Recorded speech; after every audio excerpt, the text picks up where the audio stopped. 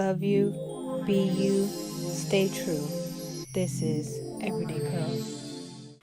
Hi guys, and welcome back to my channel. I'm so excited that you guys are here because we get to hang out again. I love hanging out with you guys, and I hope you guys love hanging out with me. If this is your first time visiting, please stand. No, actually subscribe. I need you to subscribe to this channel so that you can get notified when I post a video. And if you're bold, if you're bad, if you want to make a statement and become family, hit the bell so that way you'll know exactly when I hit publish for a new video. I'll wait. Okay, thank you. So on today's video, what we're going to talk about is our natural hair problems. Y'all got natural hair problems? Oh, you don't? Okay, well I do.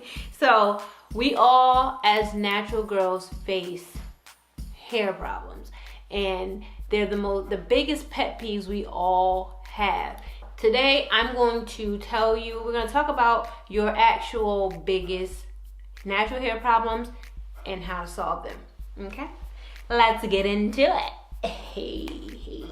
All right, so biggest hair problem number 1, frizz.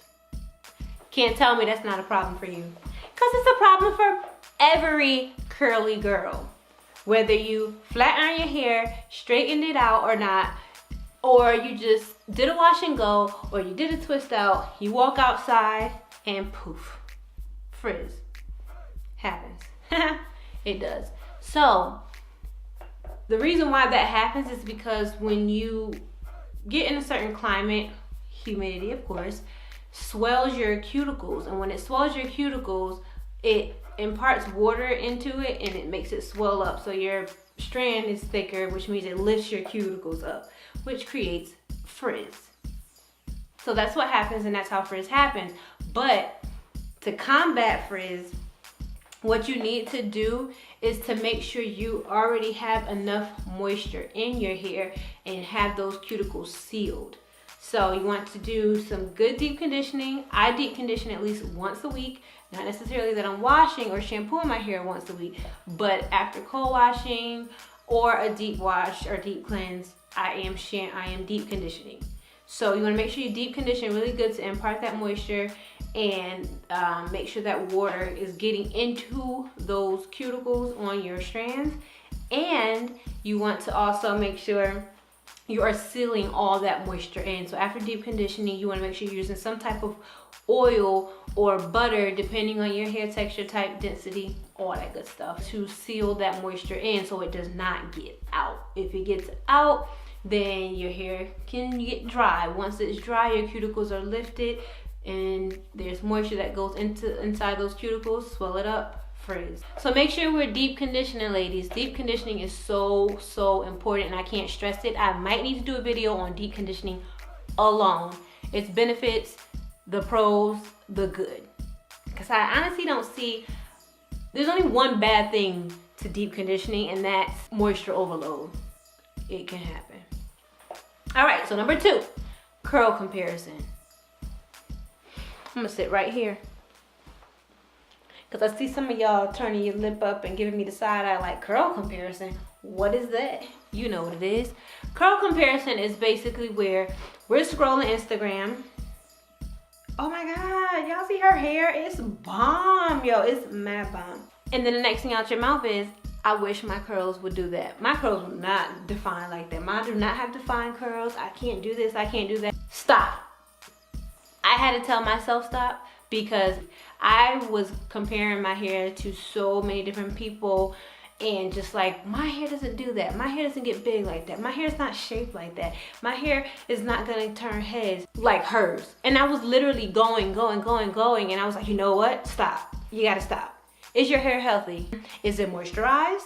Is it growing how you want it to grow? That's all that matters, is how it feels to you, not how society says our hair should look, or how we feel because this hair, natural hair YouTuber hair looks like this, and so I gotta get my hair to look like that. So whatever I gotta do to make my curls or whatever pop that way, I'm gonna do it.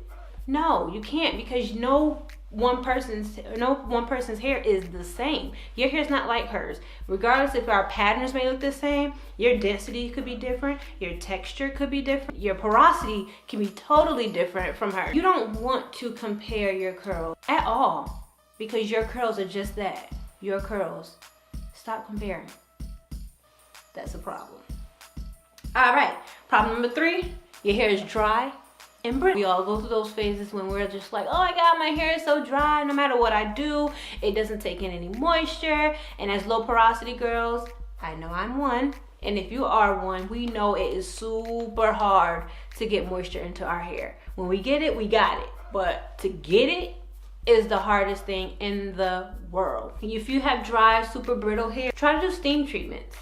So steam treatments is basically imparting a mist pretty much on steam onto your hair, and what it does is it raises and lifts those cuticles to get moisture into them, and then you'll seal your ends and seal your hair with cool water, not cold, cool water or a butter or an oil to trap that water and moisture into your hair. So once you trap that water and moisture into your hair, then as low porosity girls, we know it's not going anywhere. Some other people have to do some other extra things to trap it in, but steam treatments can definitely help against dry and brittle hair. Again, deep conditioning can definitely help, and sometimes it's not what you put on, it's what you put in. So make sure your body's well hydrated and you're eating your fruits and veggies, because there are fruits and veggies that are targeted just for your hair, sweet potatoes being one, my fave. Make sure what you're doing inside your body is creating a great environment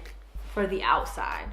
I personally have done steam maybe once in my natural hair journey, and I am going to start doing it more often when I deep condition, because of the fact that I feel like it will help speed up the process of my hair growth and impart more moisture than I am doing already.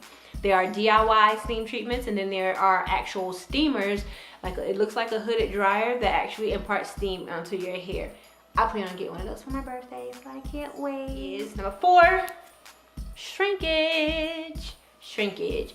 We all know what shrinkage is, and we all hate shrinkage because shrinkage does not help to reveal what our true length is as curly girls. So my hair, I'm gonna go ahead and let the cat out the bag. What am I talking about? I did cut it. So you can, if you can't tell, it is shorter. It's probably about up to armpit length now.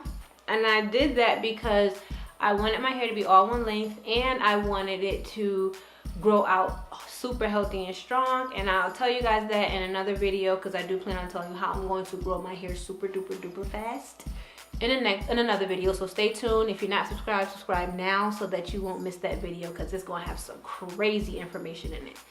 Anywho, back to shrinkage. So my hair is currently up to here when it's curly and semi-dry, because it's still kind of wet. I did this wash and go today. But when I stretch it out, I don't have crazy mad shrinkage. But my daughter has the craziest shrinkage in the world. Her hair will come up to here, but it stretches all the way down her back. I'll insert a picture here. See? So that's what I'm saying. The shrinkage is crazy and we all hate it. But the ways that you can combat shrinkage is, before you do your certain styles, you can stretch your hair. So if you're doing twist outs, you can stretch your hair. You can stretch it with a blow dryer on a cool or warm setting if you don't want to use heat. You can actually stretch your hair by banding. You can definitely stretch your hair out to get some shrinkage. And I've seen people also stretch their wash and goes by putting a blow dryer. So after it gets semi-dry and might not be completely dry, or sometimes they do it when it's fully dry, they'll take it, and again in sections, and hold it and stretch it and just blow the blow dryer over it like this to stretch it out. So it has been done. I see people do it all the time. I don't personally do it because, like I said, I don't have crazy shrinkage, but some people do. Shedding. I have a problem with shedding. I have a lot of hair. I have dense hair. And with having such dense hair, I shed so much. On an average, you're supposed to shed about 100 hair strands a day. I deal with a lot of shedding because I don't brush my hair regularly every single day or detangle every single day to loosen up those loose hairs. So when I do have a wash day or a co-wash day, there is a large amount. But that's my normal. To combat shedding, there's things you can do. They say there's tea rinses, there's what they have that's been going around right now is the rice water. You can do that, helps with shedding. Protein, make sure your protein and moisture is balanced so that it's not too much moisture, not too much protein, it's right, just right, and they say that helps combat with shedding. The thing you want to know most about shedding is that you want to keep an eye out on how much you're shedding. That's when it becomes a problem, is when you see that your amount is increasing instead of either decreasing or staying the same. So my amount is always like a nice little, well, you know the little plastic balls you get in a little ball pit? My amount is usually can be around that without being squished. It'll be that, almost that amount, but it actually has reduced since I've cut my hair. So if that amount grows, then I get concerned. If it shrinks, I'm super happy. I'm retaining hair. My hair's not shedding so crazy, and I'm keeping it nice and detangled. And then the other thing is, I want you to be mindful about when it comes to shedding is that keep your ends clipped. If you keep your ends clipped, they say usually the rule of thumb is every 6 to 8 weeks, clip your ends, but I do mine more so as needed. So the way you can tell is if it tangles super crazy, clip your ends. It's time for your ends to clip, because what they're doing is they're splitting, and so they're catching on to each other and not gliding off of each other, so the tangle is harder. And then keeping your ends clipped will ensure that your hair grows and it remains healthy, and so it would shed less because your hair is not splitting all the way up to its root where it will then fall off. Those are my 5 things on how to solve your biggest natural hair problems. I chose 5. I'm sure there are so many more, but I didn't want to harp on such a negative side of natural hair, but I wanted to give you some solutions on how to actually take care of your hair to be able to fight those problems. I want to take the time to say thank you so much to all my current followers on Instagram, all of those that are on YouTube here that have subscribed to the channel. Just want to thank you so much for doing so. I'm just so excited that people are receiving it. I just want you to receive the information, because no, I don't have the latest and greatest hairstyles. I'm not up here to show you how to style your hair. I'm up here to show you how to take care of your hair. So that's my aim with this channel, is to take care of your hair and how to live with it. So thank you so much for your support. I'm so eternally grateful for it. And until next time, see you guys later.